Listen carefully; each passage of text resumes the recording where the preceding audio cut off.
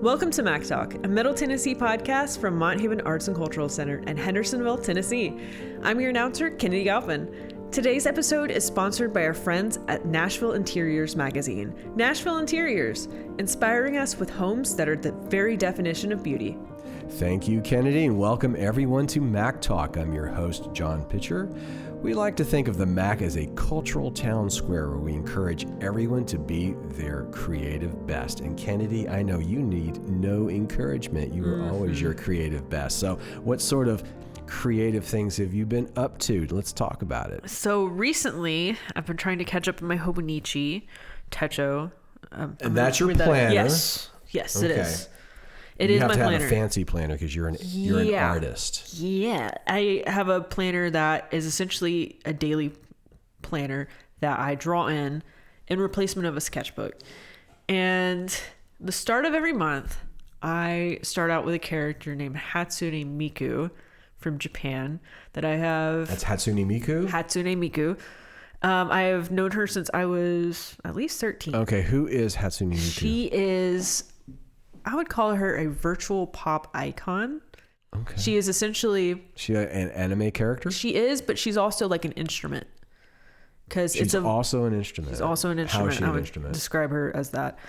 She is kind of akin to a piano where you have notes. You can essentially write the notes you want and the syllables you want and create your own music with her voice. Oh, cool. So she's a voice synthesizer. It's kind of almost like a MIDI keyboard of sorts. Yeah, except for it voice. actually really is. You can actually use MIDI. So you're composing vocalese, is what it's called, and it's just syllables or sounds. Yes. And you're doing that on your computer? Yes. That is very creative. And I'm not the only one that does that. Wow. It is you're also worldwide. drawing too, right? So you're drawing this character? Mm-hmm. Yes. A lot of people do. She kind of exploded in, I'd say 2007, 2008. Her 20th anniversary is coming up, and they actually released their plans for a new version of her because she's had several different versions as the technology has improved over the years. So it's, I think, an exciting time for me as a fan of her. Yes, it is. Okay. Well, this is amazing. Well, let's go ahead and introduce today's guest. Katie Shaw is the gallerist, and Ashley Layendecker is the director of Red Arrow Gallery in East Nashville. Red Arrow is a female-founded and run gallery celebrating 12 years in Nashville. The gallery's current exhibition is called In Our Place and features the works of 7 prominent Nashville-based women artists. The exhibit showcases narrative quilts, patterned ceramics, and Southern collage, among other things. We're thrilled to have Katie and Ashley with us today. Katie Shaw and Ashley Layendecker, welcome to Mac Talk. Thanks. Thank you for having us. Glad to be here. I'm so excited to have you guys here because I've been hearing so much about this gallery, in particular Red Arrow. And of course, you guys have a especially prominent place right now because the Frist has a major exhibit going on called In Her Place. And you have a complimentary exhibit called In Our Place. Tell me a little bit, first of all, Katie, let me start with you. Tell me a little bit about this gallery. I know the gallery was founded in California, in the deserts of California 20 years ago. How did it make its way to Nashville, Tennessee? Yes, it was. It was founded in Joshua Tree, California in 2006, and it was named the Red Arrow because of the big 15-foot red arrow in front of the building. That was a historic landmark. Okay. On your way into Joshua Tree when you're on State Route 62, and was the first gallery in the high desert. And the desert is a place that many artists of all kinds seek refuge and had studios, but weren't really showing work. And so it started as a community effort and ran that way in the desert for the whole time that I was there until I moved to Nashville in 2012, and ran as a community space, as a place for people to get together in the desert. There wasn't many places to go have an event and get dressed up, and there's a lot of folks out there, Burning Man style climbers and artists, and the community would just come together once a month, and we'd celebrate a visual artist's work, and they would support us, and it was a wonderful space that just brought people together. And when I moved to Nashville, I had a number of years. My daughter was 18 months old when we moved here, where the gallery kind of ran in Joshua Tree for a minute with another director, Rhonda. And a few years after being here, a friend of mine that ran a record store called Fond Object, Jem Cohen, that used to be in Riverside Village, told me that there was a space next to his record store that was available, and he was a friend of mine from the desert as well and knew about the gallery and said, you should really open up the gallery. We need a gallery here. And I lived right up the street, not a mile, and I thought, yeah, okay, my daughter's old enough, let's do it. Okay. And open up the space in Riverside Village across from Mitchell Deli. Wow. Is the mission of the gallery the same as it was in California, or have you changed with the locale? It's evolved. I mean, the business has evolved. The business has evolved into like a more of a national, international space that brings artists outside of its location and is operating in the contemporary art world in a much bigger way than we were before. Before it was very localized, and now it's still local. So the thing that ties it is all community and supporting artists and helping them have a place to show and sell their work. Okay. Well, Ashley, I noticed on the website for this gallery, it points out that this is a women-led gallery, which to me, when I read that, I thought, oh, okay, well, that just means it fits in very well with the history of Nashville and the art scene, because as we learned from In Her Place, and I guess maybe from In Our Place, women have had such a prominent role in this city in developing, the whole arts community, especially in a leadership and gallery position. You've had at the Tennessee State Museum, you had Lois Riggins-Ezell, who's also been a driving force behind Monhaven. You had Anne Brown with the Arts Company. Absolutely. You've had Susan Edwards at the Frist. Does being a women-led company, does that affect how you guys do business and how you show art? That's a good question. I mean, even before I was here, there was a number of women involved. Katie is really collaborative and wants to bring different perspectives and voices to the table to build this better collaborative thing. And I think it's just naturally came out of being around really strong, smart women that want to collaborate and make something happen. Working for a female-run and operated gallery, I think that it's a great advantage to have that collaboration and this vision shared between women. But especially playing into the dialogue of what you were just saying of the history and the lexicon of women that came before us and pioneered this space. It's pretty rare, I think. I mean, still female-owned and operated galleries aren't as prevalent as male-owned and operated galleries, and the fact that we're doing it in the South, I think it's especially really cool. And we are all just really honored to have the exhibition at the Frist and to illuminate these conversations that since galleries have closed over time or people have retired, the Frist is bringing them back, creating this story, retelling it, and the importance of it. And we're just a small part of the history of women that are pioneering this space, and we're happy to do it. I think that because of everything that was laid out before we got here, it allows us to do what we're doing today, and it allows us to push the needle even more forward for Nashville and the South. I think you guys are a really huge part, not a small part. Because when I go over to the Frist and I see that exhibit, and that's one of the best exhibits I think I've seen at the Frist in a long time. Agree Oh more. my gosh, Yeah. it is an incredibly great exhibit. But a lot of those great artists start here or are represented here, which is why it's called In Our Place. Let me ask you, how do you find your artists? How did you find them? It's everything, the secret to everything is relationships and good relationships and being able to work together. And there's not a set way that we find artists. It's various ways. Are there any qualities that you're looking for? Gosh, that's hard to describe as well. I'll say that Ashley and I have a collective eye that we don't even have to speak to each other. We both know what the other one likes, and that's been a lot of the secret to our success, I think. I'm not a self-trained, I didn't have a formal arts training. My mother was an artist, and I've learned what my taste is. So certainly that goes into what we show, is works that I would like to look at in my home and live with in my life.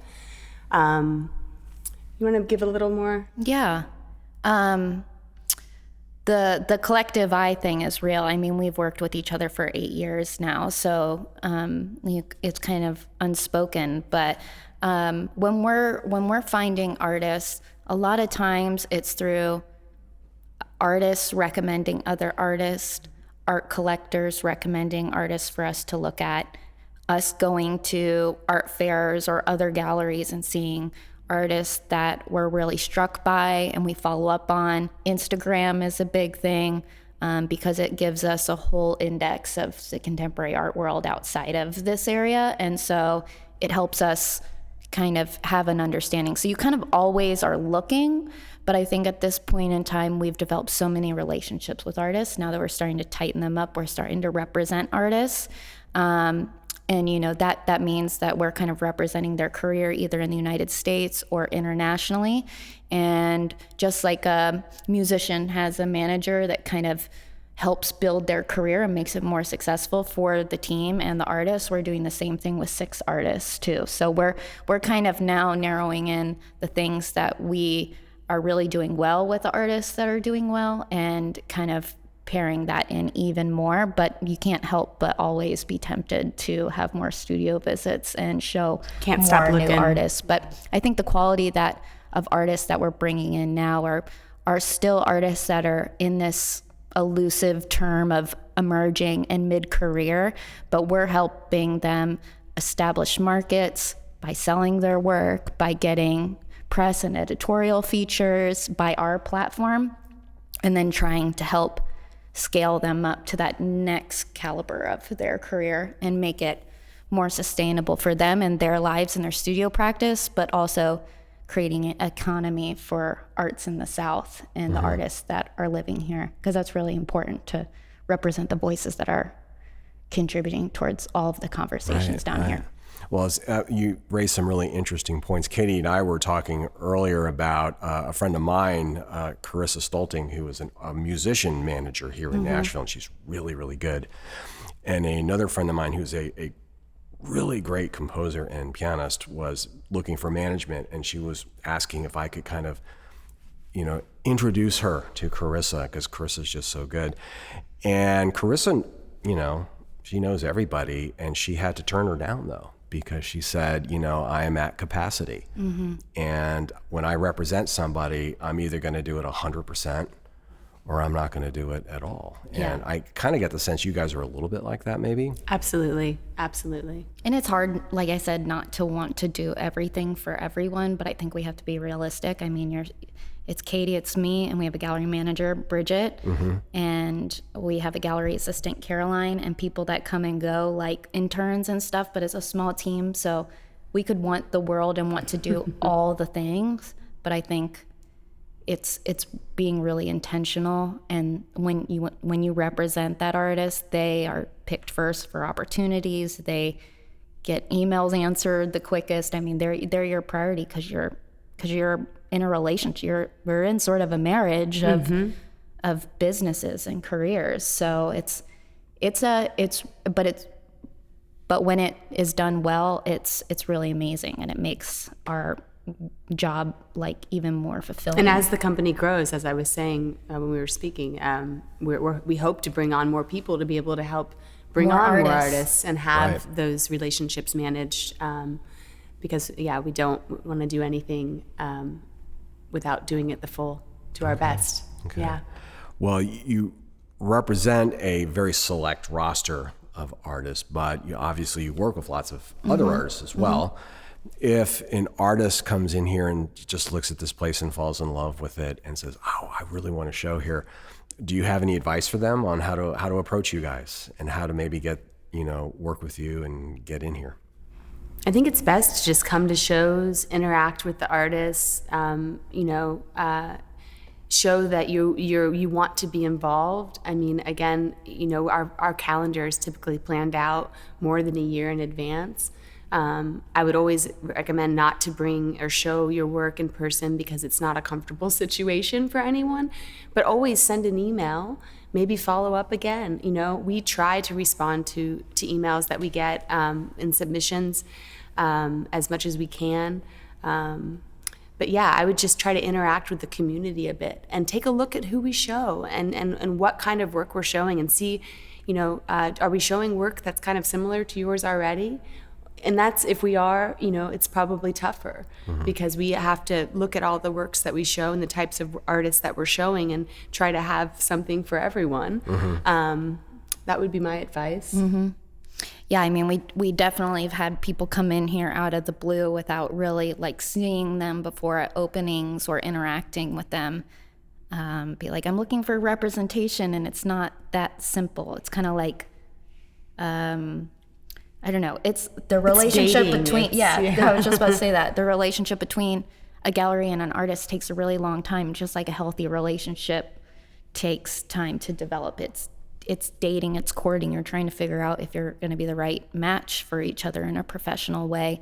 So yeah, it just takes time. Back to what Katie said about relationships, and relationships take a long time to build. So we might introduce a new artist into a group show or some sort of off-site presentation or something to see how they, get the temperature of how they do within our program and our collectors. And then from there, it might be a 2-3 person show, and then 2 years goes on and it's a solo show. So I don't think that people understand how long it takes to develop that relationship. Is very long, yeah.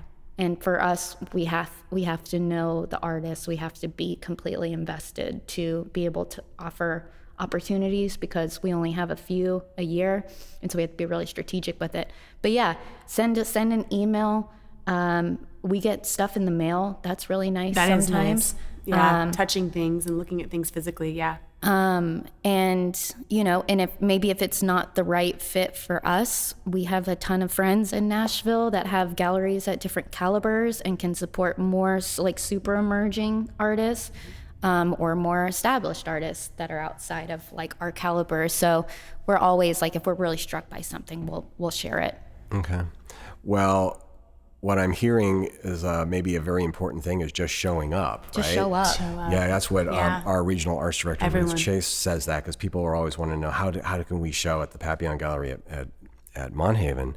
And she's like, well, have I ever seen you? Yeah, yeah. What do you know about us? What do you know about our program? Right. I know there's so many times where, have you been to an opening before? No. Have you been to the gallery before? No.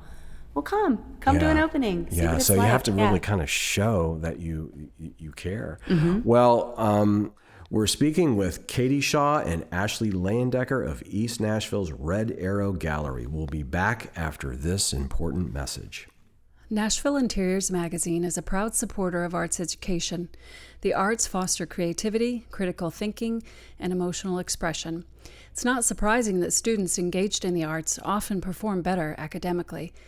Our friends at Nashville Interiors Magazine love creativity. Their mission, after all, is to inspire us with homes that are the very definition of beauty.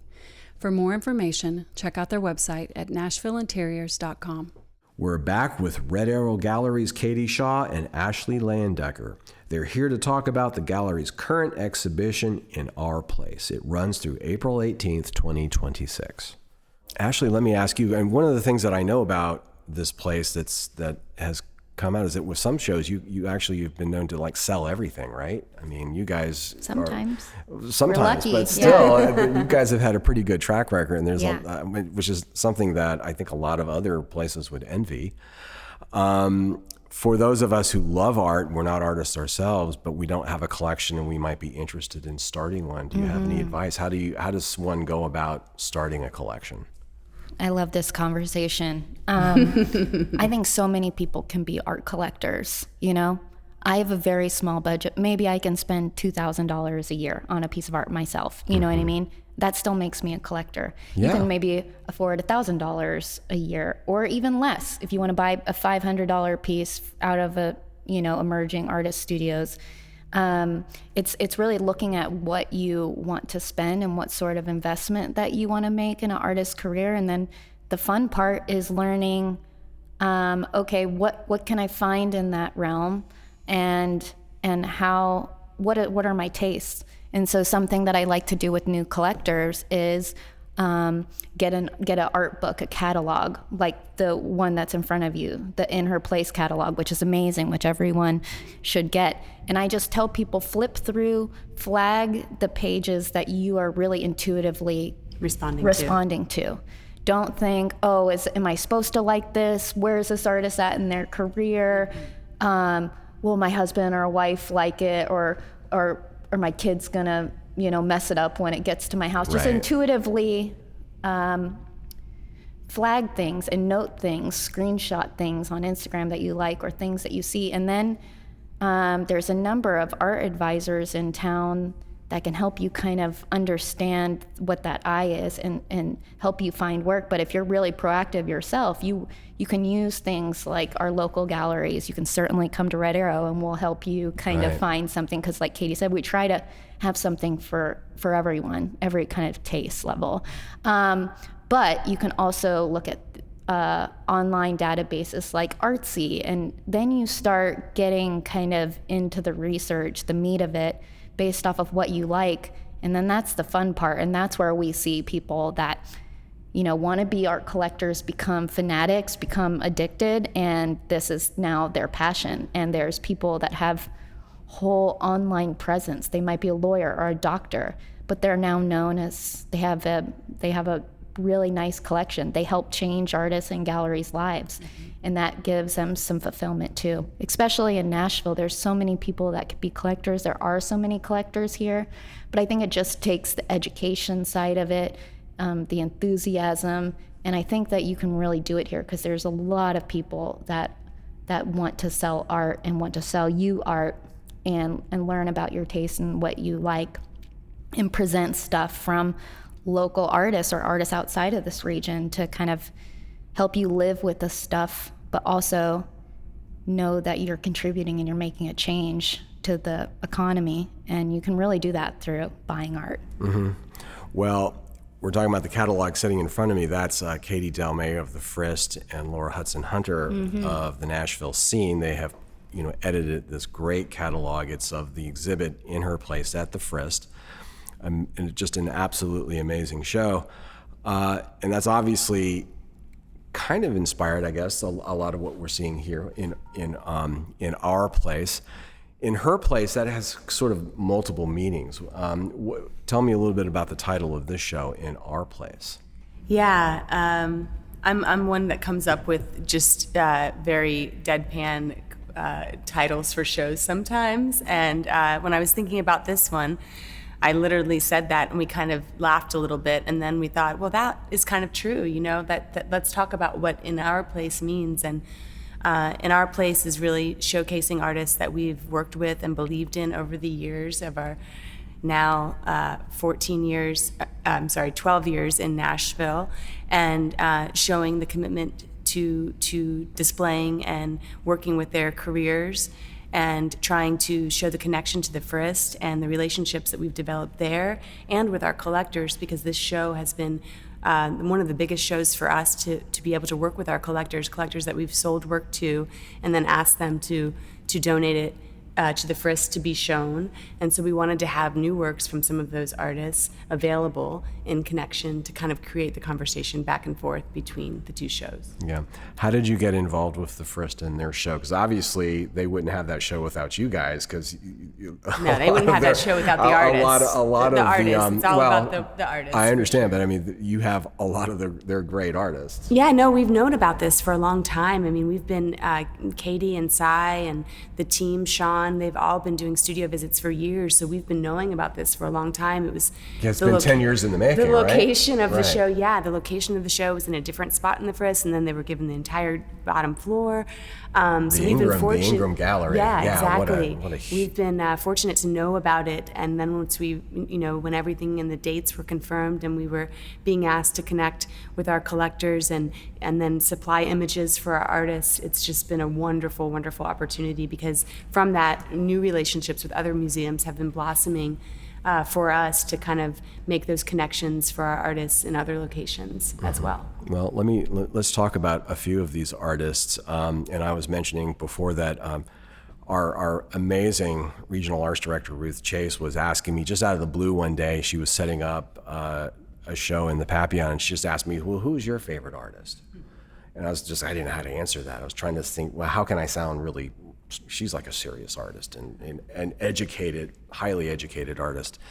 And I was trying, how can I sound like I know what I'm talking about? And I was trying to think, who's my favorite ash can artist? Robert Henright, can I say that? Or my favorite Dutch master?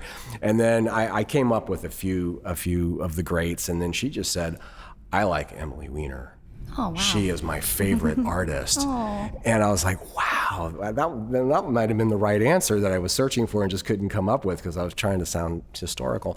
But tell me a little bit about her, because she's a really amazingly prominent artist here. Tell me a little about her and what makes her special. Yeah, she's a rock star, man. I mean, she's the kind of relationship and format that we've established with her in her career is something that's a keystone to the gallery.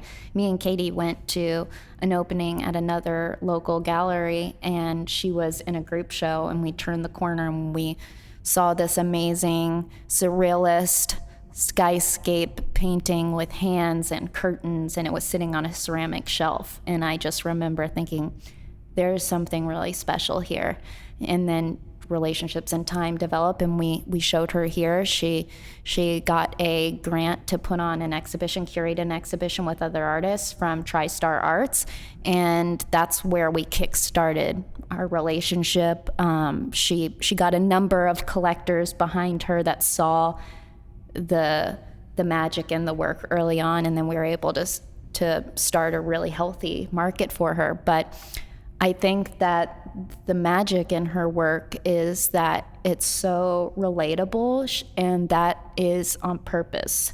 A lot of her work is referencing connections in spirituality or how we are as people, and to the very core of what those things are. So like the magic of the Fibonacci spiral, the kind of like awe of a skyscape or connection to the moon or a landscape, and it brings it into a surrealist conversation where it adds a little bit of magic, it adds a little bit of theater to it. She's also extremely researched, she's very smart, but she's making these beautifully rendered, very well painted works, adding these decorative frames, either wood, ceramic, or painted frames, and they're beautiful objects. And so I think there's multiple ways that people can enter the work, from a highly intellectual point of view, knowing art history and these sort of archetypes that run throughout civilization, religion, and history, and then also people that just really think the work is beautiful as well and they want to live with it. So it's been a great honor to work with her, and she's about to open a solo show in Berlin at Koenig Gallery, which is a huge gallery there. She's making huge paintings for it. She has a few 60 by 80 paintings. And so just to be able to see her career expand and grow from the things that have happened here in Nashville in the last 4 years, with the right people finding each other, has been really special. She talks about, she was an artist in New York for a really long time, trying to make it work. And then when she moved to Nashville, again, to have a family, and we met, it was a really special moment. And now it's a rising tide lift all ships sort of situation. So she helps us, we help her. We've traveled together, we've done fairs, Oh, I know, there's a picture of all of you in Miami, right? Yeah. Here in this book. Yeah. But that's really amazing that that's her favorite artist, and I think that that's a lot of people's favorite artist, but it's really meaningful to hear that and to think, oh, you can have your favorite artist of all artists can be in Nashville, and you can reach out to them and do a studio visit or see a show at Red Arrow or the Frist, or even travel to Berlin and have that connection back here, which is like exactly what we're trying to do. And offer our artists. Well, let's talk about a few of your other artists who are obviously in this show here. Kimia Ferdozi Klein. I love her work. It is sort of Persian influence. She has very earthy colors. Tell me a little bit about her. Camilla, it's connected to Emily. We were first introduced to Camilla's work via that group show that Ashley mentioned when we first worked with Emily. That was sponsored by the TriStar Arts grant.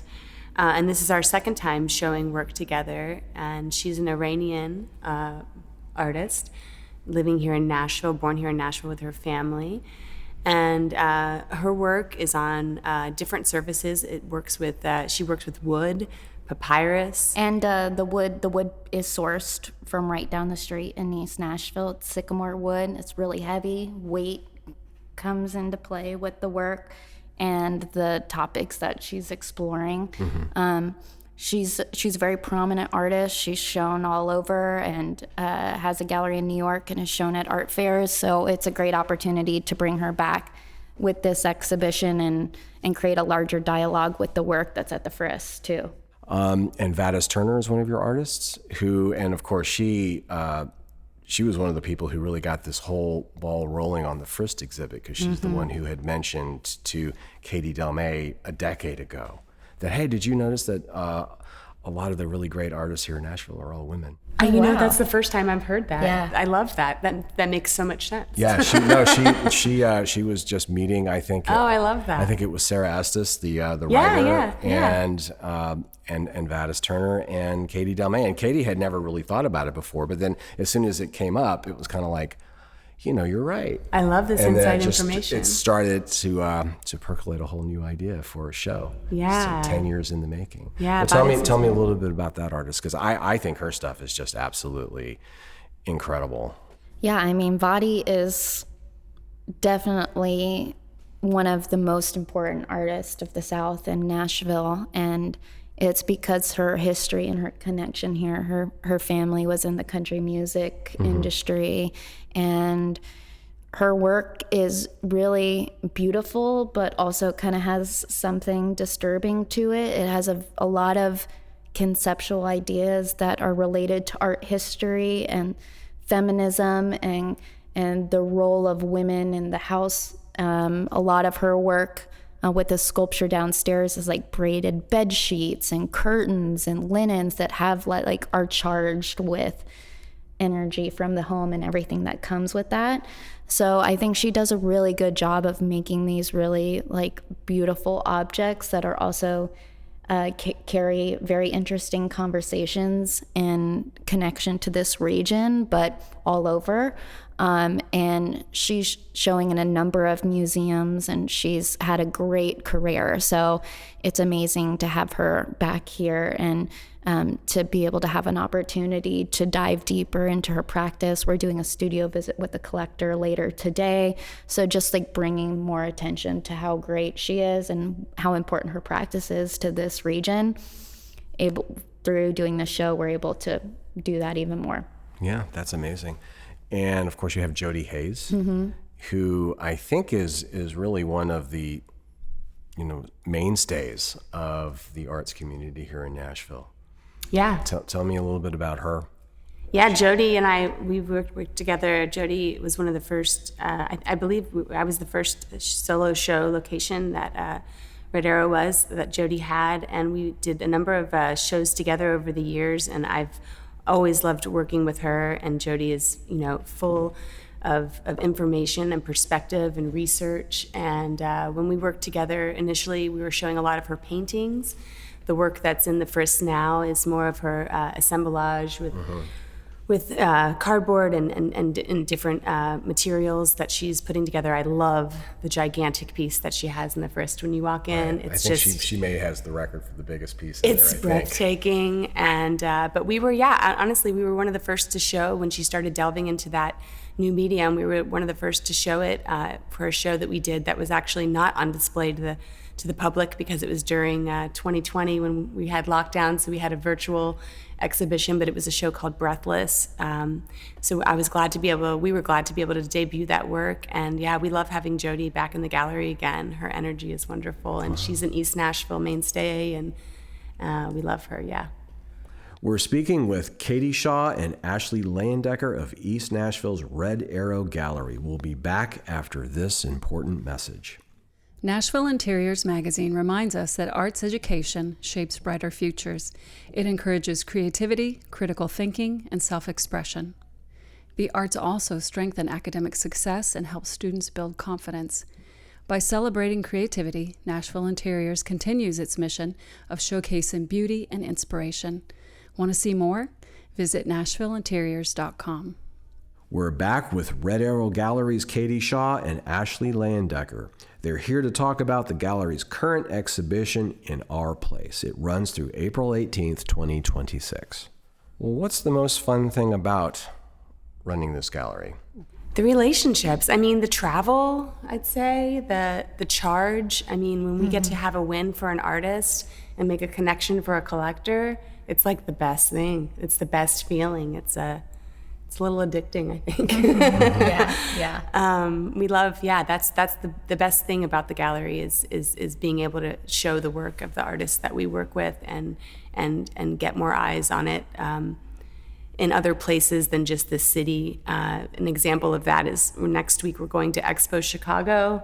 We're bringing 2 artists that have not been shown on a national scale to one of the biggest and longest standing art fairs in the country. And one of those artists is Annie Brito Hodgen, who also lives in Hendersonville, where you're located, and Lindsay Davis, who's in East Nashville. And that is my favorite part of this job, will be taking their work to the national level and getting the eyes and exposure for them next week. And that's a lot of, I'm getting emotional. That's why I do what I do. Wow. Yeah. What's the most challenging thing? What keeps you guys up at night? running a business, Living it Running a business. 24/7. that sells art. Yeah, it's not a smart business to be in, but it's really rewarding and really fun at times. But yeah, running the business is difficult, and running it in a place like Nashville that hasn't quite established a super strong collecting market yet. But it's a great opportunity, and we're always having to be strategic and shift and try new things out for the health of the business at the end of the day. But yeah, we certainly have things out of our control, whether it comes to the market, when people want to spend money, when people want to pay invoices, cash flow management of running a gallery, and galleries pay 50% of the sale price to the artists. It's very standard, as they should. And so it's the business side of things is probably the least fun part of running any gallery, I would say. Absolutely. Well, maybe one last question then. What do you hope people learn from this show, In Our Place, and from In Her Place? The great, amazing art is being made here in Nashville, and has been being made here in Nashville for the last 25 years.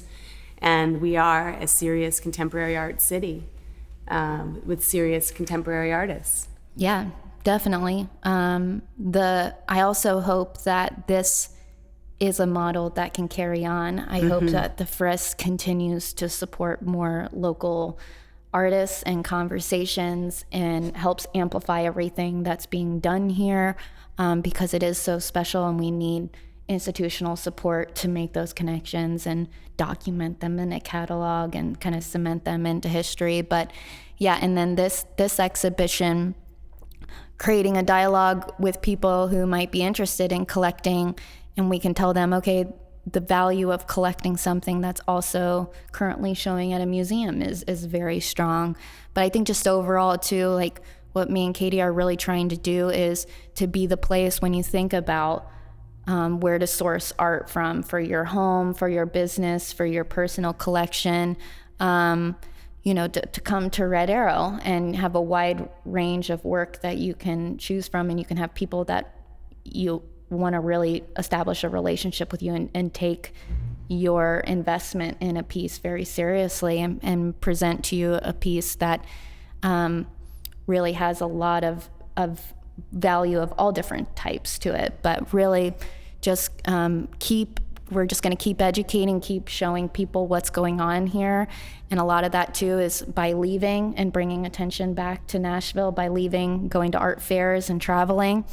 And it's been working so far. So I think we could amplify it even more by bringing more awareness to what's going on here in the Nashville art scene and the people that are making it happen. Yeah, well, Ashley, you raised some really incredibly good points. In fact, I can just amplify it by saying that I've noticed that even at Monhaven that the shows that often excite people the most are the ones where we have our local artists. Yeah. And people are all of a sudden thinking, wow, these people are incredibly great. And I did not know that, and I can also buy it. Yeah. You know, yeah. so it's a totally different feeling and electricity than if we show Picasso, which is also gets people excited, but it's Yeah. different. People, there's something more. They can participate in it. Yeah, more. it's more personal in that regard. So, well, look, guys, thank you so much. I can see why your gallery here is so stupendous. Katie Shaw and Ashley Layendecker, thank you for joining us. Thanks, John. Thank you. Really appreciate So the fun. time. You've been listening to Mac Talk from Monhaven Arts and Cultural Center. Our mission is to educate, elevate, and encourage our community through the transformative power of the arts. If you're interested in transforming your creative life, check out our website at monthavenarts.org. Our guests today were Katie Shaw and Ashley Layendecker of Red Arrow Gallery. Red Arrow's exhibit In Our Place runs through April 18th, 2026. For more information, go to theredarrowgallery.com. Our podcast music was written by Nashville composer Christina Spinay. I'm Kennedy Alpin. Thanks for listening, and we'll see you next time.